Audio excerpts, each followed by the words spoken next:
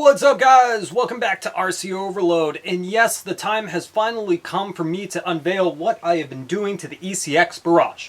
I know most of you guys have been highly anticipating this to see what it is that I've done and show you guys all the cool stuff about it.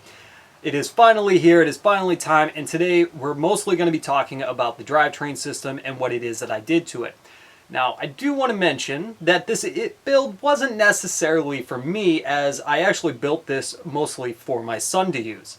He doesn't have a crawler of his own, he just has a Traxxas Rustler that he uses. So I figured it was time to get him a crawler that he could use and take out when I go out as well. The problem is, the way it was stock, it just was not all that capable, and I could see him getting easily frustrated about it. So, a little bit of time, a little bit of effort, and a few upgrades and mods and so forth. This is what we have. So without further ado, let's just get right into what it is. I know you guys are eagerly anticipating finding it all out. Alright, so the very first thing that I did with this truck was actually take the whole thing apart, right down to the bare minimum of everything. All the screws taken out, bearings taken out, and so forth. Just to see how it was all set up. Now, I did find a few issues with the drivetrain system. Some basic stuff that you guys can even do to yours that will not only help improve it, but make it last a longer amount of time and just in general run better on the trail. With that being said, one of the first problems that I actually discovered with the axle housings themselves was that it looks like in the molding process they have these plastic tabs that stick down. I don't know if it was for a certain functionality or something, or the fact that you can just swap the axles in any different direction or so forth. Didn't matter to me. All I knew is that those two plastic tabs had to go. So I just took my Dremel, cut them right off, made them nice, smooth, and flush to the axle housing themselves, so that way they wouldn't get hung up on anything out on the trail, and it just makes the axles themselves look more scale. However, I did notice another problem with the tabs in that area. There's actually little holes that water can get into to fill up your axle housing. So if you aren't going to fill up those holes afterwards or so forth, just make sure that you drain those axles, or at least go back through the axle assembly afterwards and clean everything out and get the water out of there and so forth. Otherwise, you're going to be looking at replacing quite a few parts down the road within a short amount of time. Now, I didn't fill up those holes at all. I left them open because I don't mind taking apart the axle housings to keep inspecting stuff and, adding more grease or so forth down the road. It's not that big of a problem to me, especially since we don't have a lot of streams or creeks where I live. So water really doesn't usually become that much of an issue for me.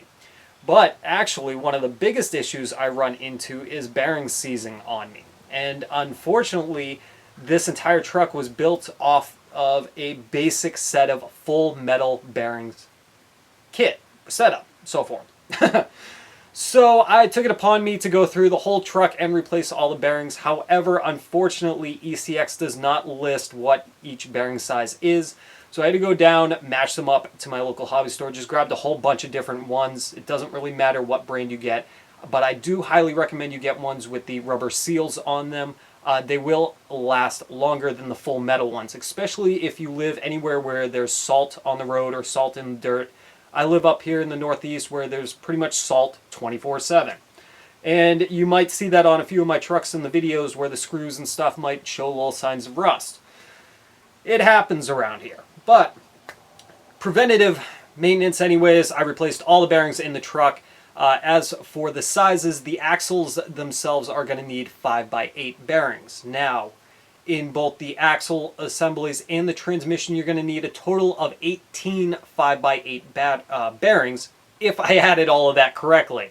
To be on the safe side, just grab like a pack of 20, because it's always good to have extras. Anyways, now the transmission does also have another size to it, but we'll get into that here in just a second. Moving on with the axles themselves, I then installed some Cow RC Utter Butter grease on all of the shafts, the gears themselves, and so forth. Not only is the grease going to protect all of the gears and everything inside, but it's actually going to make the drivetrain much smoother. and actually feel much more solid than before, because there's actually no grease whatsoever in any of these axles or even the transmission assembly, which is not a good thing. And again, we'll get into the transmission here in just a minute. So cleaned up the axle assemblies, put all new bearings inside of it, and put some grease in it. Now I do want to mention that on the actual main gear itself inside of the axle assembly, I did not replace those bearings just because my local hobby store didn't have those bearings in stock. So we couldn't really figure out what size they were. I couldn't match them up to anything. And I figured if I'm putting enough grease in there anyways, it should do fine. Should. But yeah, anyways, moving on. I then took the time to add some aluminum upgrades to the axles, right? To help beef them up, make them a little bit more sturdy.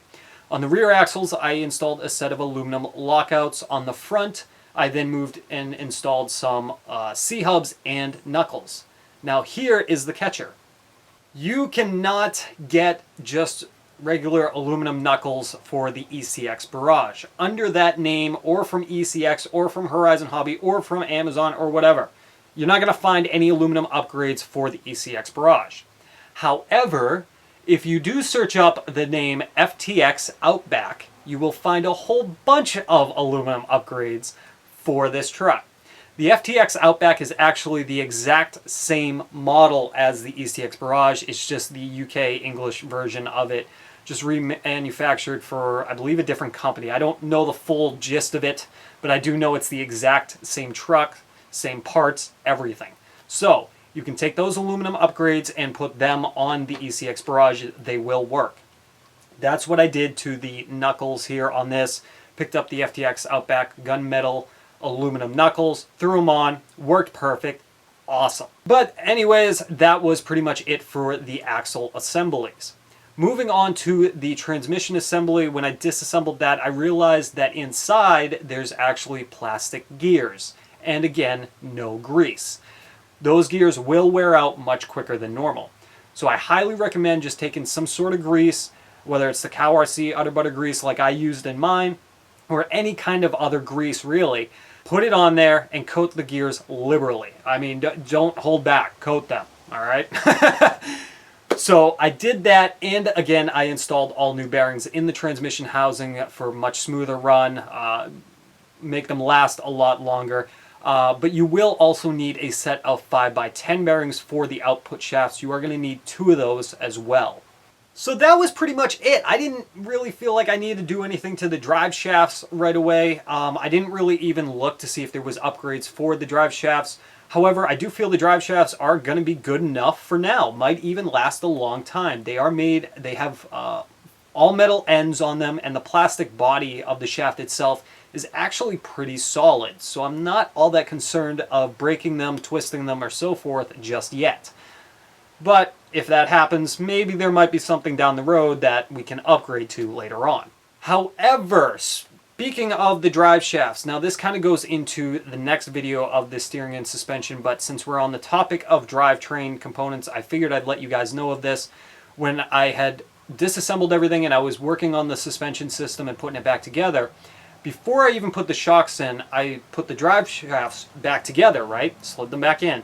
And one thing I realized is that axle does not have full play. If you were to take the axle and actually push it all the way down towards the frame, it will stop before it hits the frame. And that's because the drive shaft, the male end, is actually a little bit too long and will actually get hung up all the way at the bottom of the female end of the drive shaft. What I did was just trim some of the end off so that way I could completely collapse the axles all the way down to the frame if I was to ever so choose to.